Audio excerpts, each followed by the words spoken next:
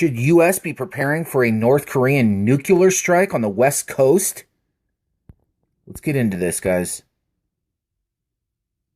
So they showed this, and they showed this guy.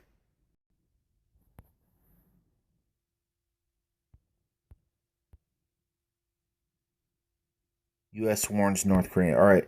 Washington, after listening to experts describe the threat posed by North Korea and its nuclear arsenal, U.S. Rep. Brad Sherman, a California Democrat, paused amid a Capitol Hill hearing earlier this week and made a suggestion. "We ought to have civil defense in this country," said Sherman during a hearing of the White House of the House Foreign Affairs Committee. "Some of us are old enough to remember when we had civil defense and we were under our desks."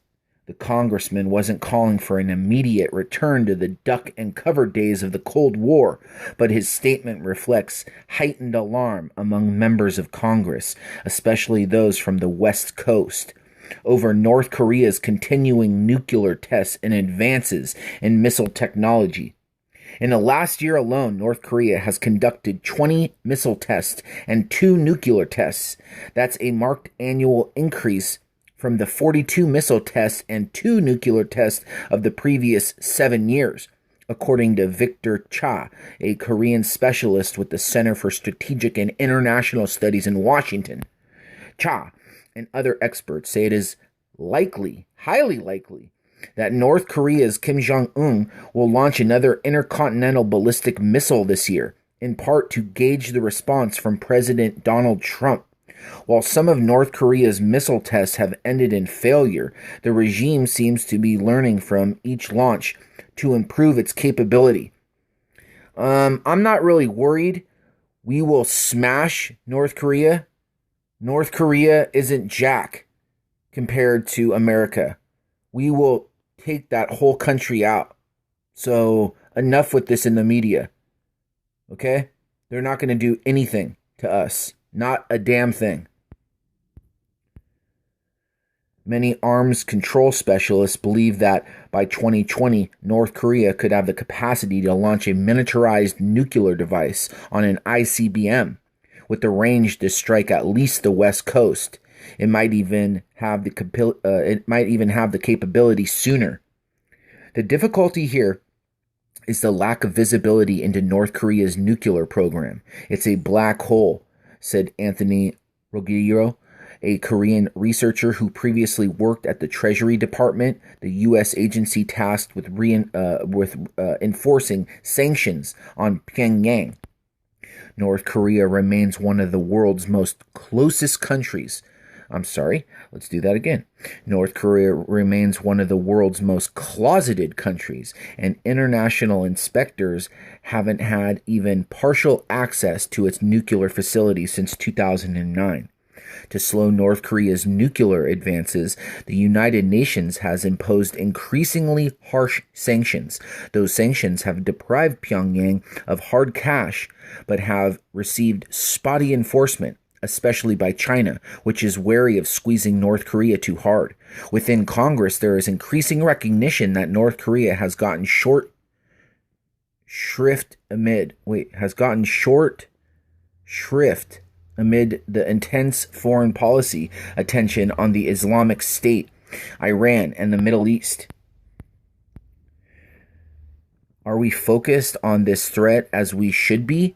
If you look over the last 10 years, the answer is clearly no, Ruggiero, a senior fellow with the Foundation for Defense of Democracy, said in an interview.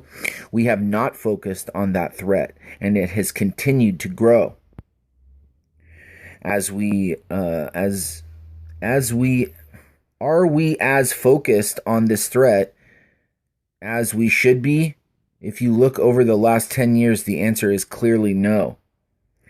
Several members of Congress from the West Coast are aiming a spotlight at North Korea, particularly Representative Ed Royce, a Republican from Southern California who chairs the House Foreign Affairs Committee. On Tuesday, Royce led a hearing examining how the United States and its allies could further squeeze North Korea financially and possibly slow its nuclear weapons program. Royce said he was particularly concerned about North Korea's bomb miniaturization efforts, along with one of its missile tests last year from a submarine. That is what has got our attention, Royce said. At this point, it is clear that very soon, North Korea is going to be able to target all 50 states in the United States, as well as target our allies.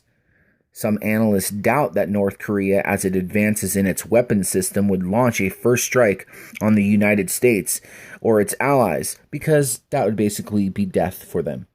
Kim is pursuing the weapons program, they say, as a deterrent to the U.S. attack and also to enhance his stature at home. Well, I guess if Donald Trump is invading Korea, they got a point there. I'm kidding. Remember when Miss Waters said that Trump was invading Korea? Yeah, he's not. Yet U.S. officials feel compelled to remind Pyongyang what would happen if it were to strike first. Any attack on the United States or our allies will be defeated, and any use of nuclear weapons would be met with a response that would be effective and overwhelming, Defense Secretary Jim Mattis said last week during a visit to South Korea's defense ministry. Given the failure to slow North Korea's nuclear ambitions, some Asia specialists say the United States should consider a new strategy, attempting to negotiate with Pyongyang on a freeze or cap in missile and weapons development. Others say such a move would be a disaster, even if Kim abided by a freeze. Agreeing to a cap means the U.S. accepts North Korea as a nuclear weapons state for the indefinite future, which would destroy our credibility not only with our allies, but with other rogue regimes, said Sue-Mi Terry, a Korea analyst with the consulting firm Bauer Group Asia, who testified at Tuesday's hearing.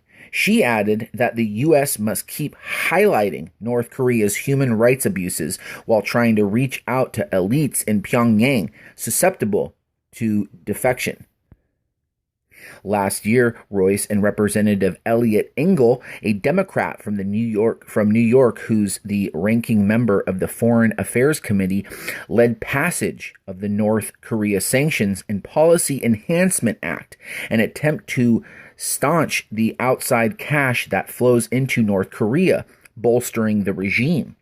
Such laws, however, depend on the capacity and commitment of the U.S. Treasury Department to pursue alleged violators.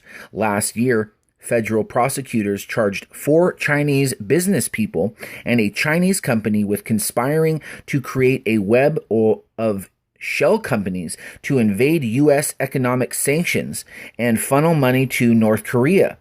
But critics have questioned why the Treasury Department didn't also hold Chinese banks accountable for their role in creating the shell companies. The fact that a Chinese bank has not been punished for that is quite appalling, said Ruggiero. He and other analysts have criticized the Obama administration, saying it was inconsistent in the region. While Obama once counseled a policy of strategic patience with Pyongyang, he left office reportedly advising Trump that nuclear North Korea should be the new president's top foreign priority. How Trump will handle Korean affairs remains a mystery. When Kim hinted in a New Year's speech that North Korea might test another missile, Trump responded with one of his trademark Twitter blasts. It won't happen. Donald J. Trump, and I quote, tweeted, North Korea just stated that it is in its final stages of developing a nuclear weapon capable of reaching parts of the U.S. It won't happen.